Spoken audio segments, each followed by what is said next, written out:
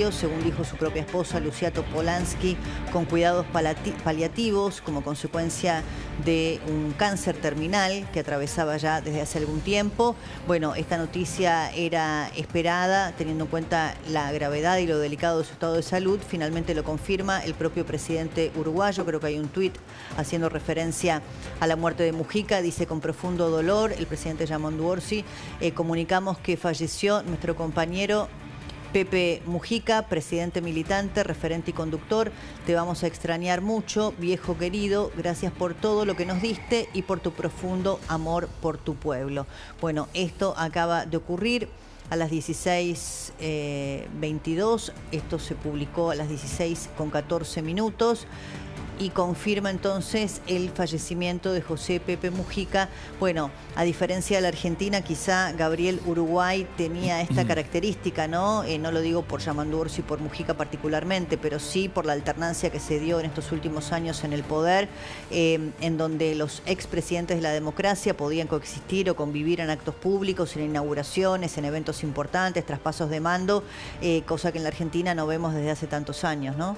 Sí, y sobre todo porque creo que Mujica en este sentido mostró y algo que en Sudamérica uno podría decir que es absolutamente, como diría, contraintuitivo, ¿no? Como algo que no se espera que suceda en los líderes en esta región, que es toda su forma de vivir, su humildad, su transparencia o trabajo por la austeridad absoluta, austero, ¿no? La vida en la chacra. Sí, que murió, claro, murió en su propia chacra de toda la vida, con su auto, con su mujer, y creo que de alguna manera representa de algún modo esa ejemplaridad que uno pretendería ver o que las sociedades pretenden ver de sus líderes, más allá de su ideología, y también en una búsqueda de consenso en donde puede haber cierto entendimiento, por más de que, por supuesto, haya cuestiones ideológicas en el medio y confrontaciones naturales partidarias. Pero en ese caso, yo te diría que Uruguay logra algo que es clave, que es trabajar por valores,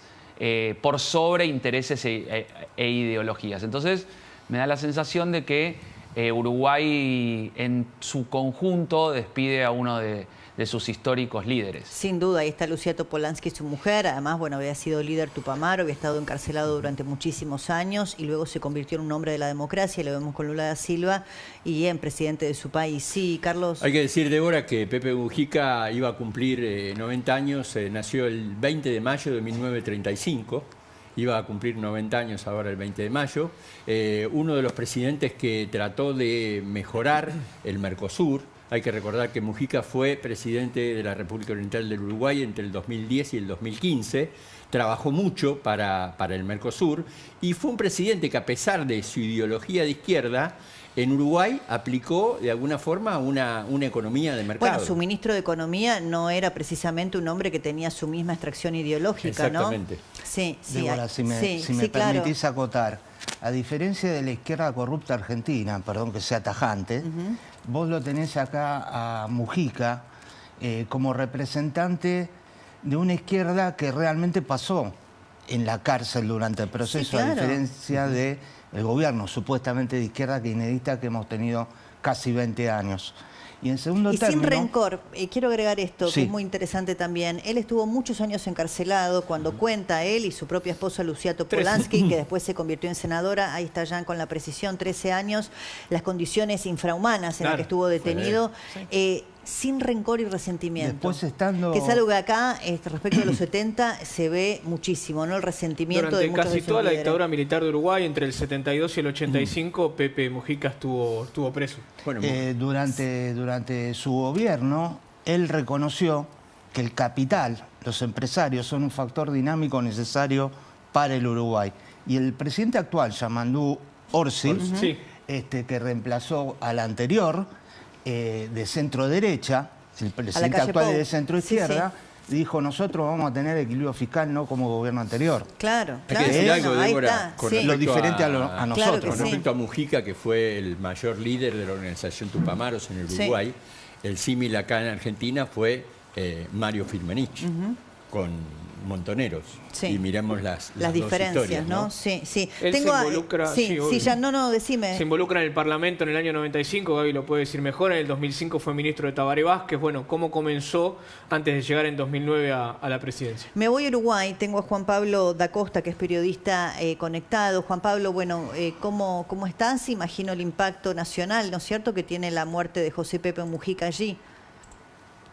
El saludo para todos, ¿cómo están? Igualmente. Sí, es una noticia de impacto muy fuerte para el Uruguay, por lo que ha significado José Mujica, el expresidente, por su historia, por su trayectoria, por lo que ustedes han mencionado. También a nivel global, ¿no? Seguramente sea el político uruguayo más reconocido mundialmente, a raíz de sus características tan peculiares y por lo que fue también su gobierno y algunas decisiones que tomó y su propia historia personal, habiendo estado en la guerrilla, en la clandestinidad, luego estuvo preso, como ustedes mencionaban, en tiempos de la dictadura militar y todo el proceso democrático que lo termina llevando incluso a la presidencia de la República, una historia de novela. Bueno, todo eso sumado hace que sea y que se haya convertido en un referente global por su discurso y ni que hablar para las izquierdas del continente latinoamericano. Así que sí, una noticia que estamos procesando, imagínense en todos los medios a esta hora, es realmente una situación que trastoca absolutamente toda la agenda y va a tener sin dudas un proceso ahora de despedida que... ¿Se que sabe va a ser algo de muy eso? Es grande. muy reciente, entiendo que no, respecto de la despedida de un expresidente, de una figura pública tan relevante como Mujica, respecto de los tiempos, los lugares, las maneras. Sí, ya está, todo está... Ay, a ver, ahí te perdí, Juan Pablo, a ver si te... Recuerdo... Sí, ahí lo perdí. Recuerdo una frase en defensa de su país, ¿no? Que decía, somos un país muy pequeño, pero en un rincón muy importante del mundo. Sí. O sea, somos un país muy pequeño en un rincón importante del mundo. Y me parece que da en la tecla en ese sentido, Sí, cuando era en la negociación plena por temas con la Unión Europea, China y Estados Unidos. Sí, claro. Claramente la diferencia o la distancia abismal en la profundidad, ¿no?, humana de Pepe Mujica con las otras izquierdas latinoamericanas, que recién decía Ariel, es muy notable, ¿no? Yo, fundamentalmente, lo que conocí o pude escuchar siempre de Pepe Mujica era la falta total de rencor, resentimiento y bueno, no me gusta usar esta palabra, pero es una palabra que se usa mucho en la política argentina, que es la palabra odio. No había nunca en sus palabras ningún dejo vinculado con estos sentimientos negativos, ¿no? A pesar de haber pasado nada menos que 11 años encarcelado en condiciones realmente inhumanas que él mismo ha descrito muchas veces, ¿no? Incluso lo ha publicado en sus libros Lucía Topolansky, su esposa, compañera de militancia, y luego senadora del Uruguay. Bueno, todavía no hay ningún pronunciamiento oficial del gobierno argentino. Piensen ustedes que esto acaba de ocurrir hace tan solo 14 minutos que fue confirmado por la presidencia uruguaya, una noticia que se esperaba por las condiciones de salud extremas que atravesaba Pepe Mujica cuando su propia mujer dejó trascender que estaba en su chacra con cuidados paliativos porque ya no había nada para hacer respecto del cáncer terminal que enfrentaba. Débora, recordemos que fue en abril del año pasado cuando se hace público justamente este cáncer de esófago que después se fue propagando en su cuerpo, claro está, y más allá de eso fue a los comicios en silla de ruedas, se dejó ver y él seguía, ¿no? Y después lo que nos enteramos ya por su esposa es efectivamente esto que bien contabas, que ya estaba en su chacra en cuidados paliativos y hace muy pocas horas habló ella y contaba detalles de cómo estaba su estado de salud. Si me permitís, Débora, acotar de que en Uruguay no es necesario la ficha limpia. Claro. En Argentina sí. Sí, y tiene consecuencias económicas. Fíjate vos la estabilidad de Uruguay. Tiene que ver con que la corrupción, que en todos lados existe, tiene una magnitud mínima contra la nuestra que es máxima. Sí, mira, en un país más o menos normal, la discusión por ficha limpia no hubiera llegado nunca a estos extremos porque los propios partidos políticos depurarían a las figuras corruptas. O sea, ¿qué partido político podría querer llevar en sus filas como candidatos a condenados por corrupción, sobre todo en una segunda instancia confirmatoria de su condena? Es decir, cuando está probado el delito. Sin embargo, acá eso sucede, ¿no? Porque, claro, está el lofer y vaya a saber cuánta cosa, que es una proscripción, que es un atentado contra la posibilidad de los candidatos para presentarse. No, señores, el que es honesto, el que no roba, bueno, puede seguir en la vida pública. Lamentablemente, como las fuerzas políticas no depuran a sus propios dirigentes, es que la ficha limpia es tan imprescindible en países como el nuestro. Sí, Gaby, ¿querías agregar algo? Sí, la ficha limpia, y déjame que también haga un comentario a la sociedad, ¿no? Porque finalmente es la sociedad la que vota. Lo convalidamos con el voto, puede convalidar, como hay candidatos, como puede ser en Colombia, que puede ser candidatos que están en prisión porque no se confía en el sistema judicial o porque hay otras cuestiones por encima de la sospecha de corrupción o de, en este caso, era de narcoterrorismo, digamos. Entonces, lo que digo es, las sociedades también priorizan cuáles son aquellos temas relevantes que van a poner en juego al momento de votar. Y cuando en realidad no hay una situación económica, política de estabilidad, pero sobre todo económica en cuanto a la estabilidad y a los rendimientos, a la eficiencia de los planes aplicados, recién ahí uno podría ocuparse de otros temas, como en general es o la seguridad o la corrupción. Pero quizás se vota más con el bolsillo que con la moral. En su época, como marcaba recién Carlos, y ustedes, cuando él se inicia en su vida, antes de pasar a la política y forma el movimiento de los Tupamaros, estuvo muy cerca de la muerte Mujica cuando en el bar La Vía de Montevideo, en 1970, la policía lo cruza y le propina 6 balazos a Mujica, con lo cual estuvo casi al borde de morir. Bueno, ahí estaba formando Débora ese partido, así que bueno, estuvo en total de esos 13 años, del 72 al 85, luego 2 años más, englobó de su vida 15 años en prisión. Hay que sumarle, Débora, la austeridad de Pepe Mujica, ¿no? Porque termina en una chacra. La chacra el lugar se llama Rincón del Cerro. Cualquiera que vive cerca de Montevideo puede ir directamente a visitarlo, está muy cerca. Y de su chacra de 10 hectáreas, él primero donó 5 hectáreas de esa chacra para gente con necesidades que viviera al lado de él, y además deja explícito que quiere que sus restos terminen en esa chacra.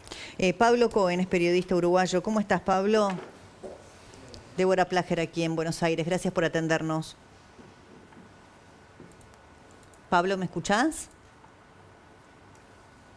Bueno, ahí no lo recibo a Pablo. Bueno, a propósito de esto que vos decías, viste que una de las últimas entrevistas que dio habló mucho respecto del legado, ¿no? De la necesidad de estar despojado, para qué quieren acumular tantos bienes, para dejarlo a quién, un poco una posición de vida, ¿no? Respecto de lo material, con la que fue absolutamente coherente. Además, yo no tuve la oportunidad de conocer la chacra, pero todos los colegas que lo fueron a entrevistar allí hacían referencia a esas condiciones de absoluta y extrema austeridad. Hay que decir, yendo con el tema de la austeridad, Débora, comparándolo por ejemplo con Argentina, que Mujica donó su pensión.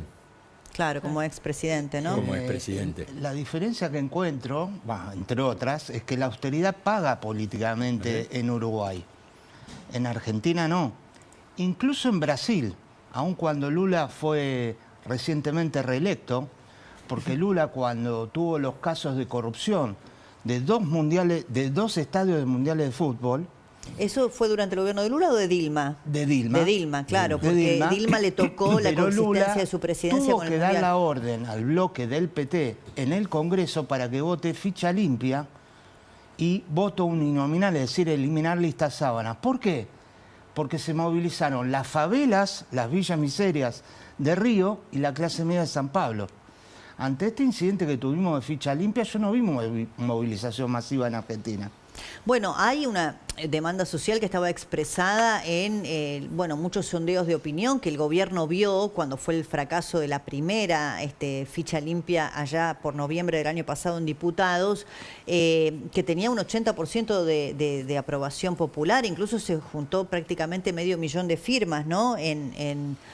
en la presentación que hicieron estas organizaciones no gubernamentales para pedir por la ficha limpia. Es cierto, no hubo una gran movilización, algunos dicen el presidente lo debiera hasta plebiscitar porque seguramente tendría amplios índices de consenso, pero bueno, claramente no está en esos niveles de movilización. Bueno, esto es lo que está pasando en Uruguay. En cuanto haya algún pronunciamiento por parte del gobierno argentino, por supuesto que lo compartimos. Recién te interrumpí, Carlos, con esta noticia cuando estabas contando, por un lado, y ya lo explicitaste, el tema de usar los dólares